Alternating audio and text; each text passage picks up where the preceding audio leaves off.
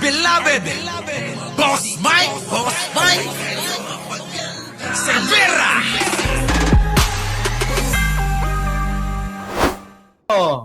Nasa ni Pangulong Bongbong Marcos ang Department of Health na pagganahin ang fast lanes para sa leptospirosis at dengue Kita cases sa kanilang mga ospital at bagong urgent care and ambulatory services Yan na. o BUCAS centers. Ayon kay Undersecretary at Palace Press Officer Claire Castro, nais ng Pangulo na maging handa ang mga ospital at pasilidad ng DOH. Kita Sakaling nyo? may biglang pagtaas ng kaso ng leptospirosis at dengue sa mga binahang lugar, Okay. nakahanda na rin daw ang mga ipamimigay na mga gamot sa mga lokal na pamahalaan. Yan ang Pangulo, handang-handa sa lahat, mga kababayan. Di ba? Yan ang Pangulo. Daig pa, Boy Scout. Di ba? Laging handa. Nasa 44 na milyong piso ang pondong inilaan ng gobyerno para sa health, emergency, and response. Grabe, no, mga kababayan, ano? Grabe. Oo, replay tayo, Rapi. Si Digong, balikan natin ang nakaraan. Si Digong naman, anong ginawa nung hayop na yon? Sino yun, Boss Mike? Yung bangag na naging presidente, putang ina. Yung presidente na bangag, na pati Diyos minumura niya. Ay, nako. Eto na, yung bangag na dati yung presidente.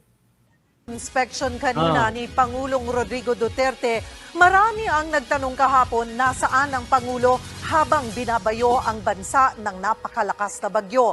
Nasaan daw si bangag na Duterte nung panahon na binabayo tayo ng malakas na bagyo? Ayun, lumalamas ng os-os. Lumalamas ng os-os ng mga chocolate girls. Diba? Ano? Kita nyo yung binubugaw nung kalbong vlogger. Ano kaya ang sagot ng palasyo? Nasa frontline ng balitang yan, si Maricel Halili. Nako, ayan na. Kita nyo? Sa kasagsagan ng Super Typhoon Rolly na siyang tinuturing na pinakamalakas na bagyo sa buong mundo sa nakaraang mga taon, marami ang nakapuna. Missing in action si Pangulong Duterte. Putang inang yan, missing in action.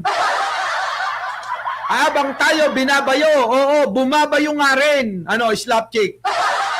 Bumabayo, lumalamas ng chocolate girls. Kahit sa mismong briefing ng National Disaster Risk Reduction and Management Council o NDRRMC kahapon, wala ang Pangulo. Tang-inang yan! Yan ba yung pinagmamalaki nila na laging handa daw si Digong? Yan ba yung pagmamalasakit ni Digong? Yung bangag na si Duterteng Digong? Bangag paano? Paano magpe-perform? Laging bangag. Bangag na bangag si Duterte noon.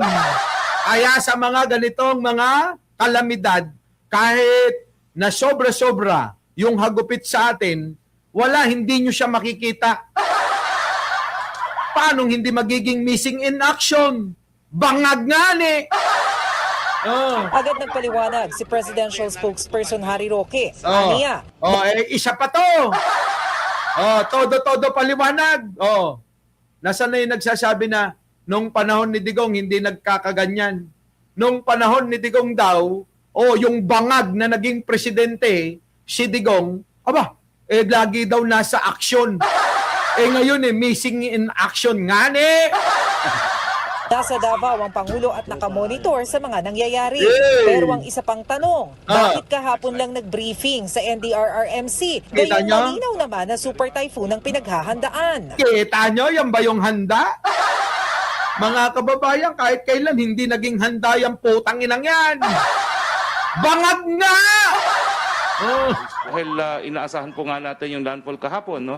At saka sa totoo lang po, araw ng linggo naman yon. Pero miski araw ng linggo po, nandito po lahat yung kalihim para nga po iparating. Oy! Ari Roque, pinag-uusapan si Duterte, bangag! Nasaan yun? Nasaan yung Duterteng bangag mo?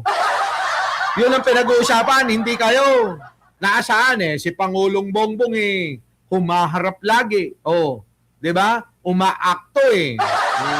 Ang kahandaan ng gobyerno sa pagbibigay ng tulong doon sa mga Anong kahandaan ng gobyerno kung meron mang handa, wala nang iba, kundi si Pangulong Bongbong Marcos lang.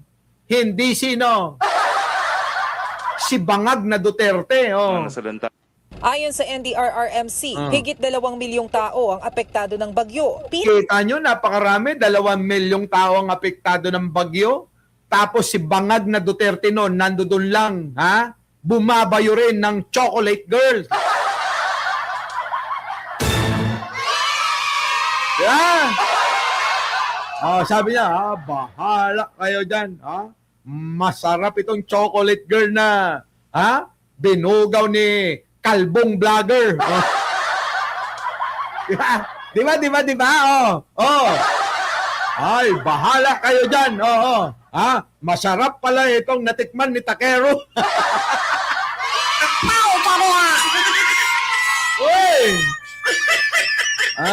So ibig sabihin, si Takero, si bangag na Duterte, nagmano kay Takero.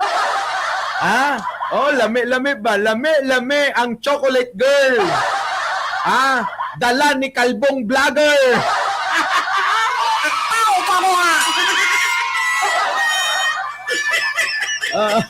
Susungap-sungap yun eh.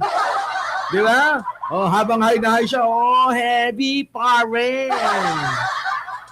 Mr. President, binabagyo na tayo. Ay, bahala kayo dyan. Binabayo na tayo. Ay, babayo din ako. Puta, bangag na bangag eh.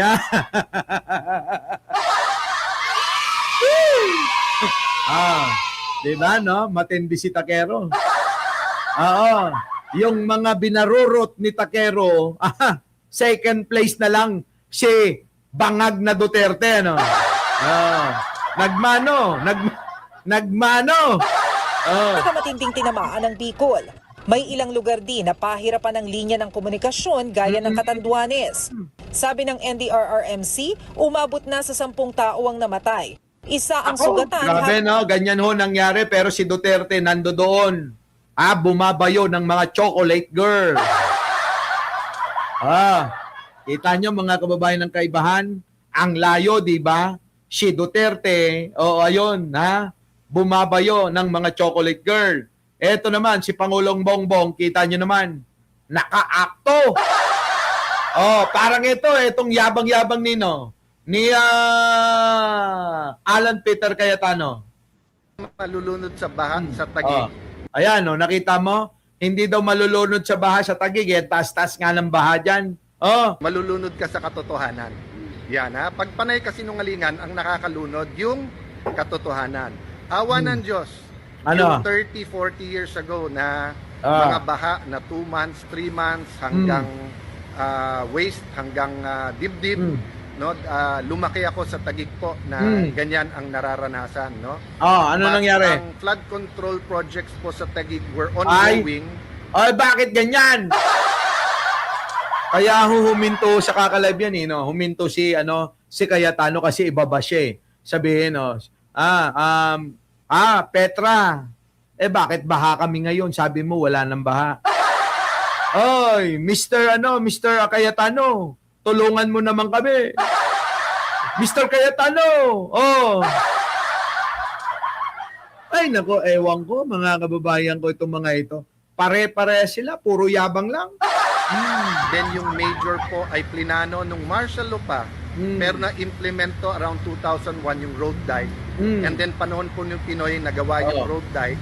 Tingnan nyo, puro kwento niya. Ang dami niya sinasabing proyekto. Pero ngayon, ang Taguig, lubog sa baha. Walang pagkakaiba sa mga bangag na Duterte to eh. Puro salita, puro yabang. Kesyo maganda daw yung lugar nila, maganda daw yung ganyan. Wala daw silang baha. Mala Singapore daw ang Davao at ang Taguig daw ay ganun din. Ngayon, nakita ninyo, pinglak siya, no? Sinasabihan ka nito, malulunod ka daw sa magaganda dyan na sa proyekto. Paano ngayon umulan? Lumabas ang katotohanan. Diyos ko! Naging dagat-dagatan ang Taguig. Grabe, no? Ay, nako. Ewan ko ba sa mga yan? Dumako na tayo dito. Putulin muna natin to mga kababayan. Babalik ako. Meron lang tumatawag. Wait lang ha. Importante lang to. Babalik ako mamaya. Sorry. Sorry ha. Maraming salamat po. Buksan ang nakasaradong isipan. Our beloved Boss Mike Cervera.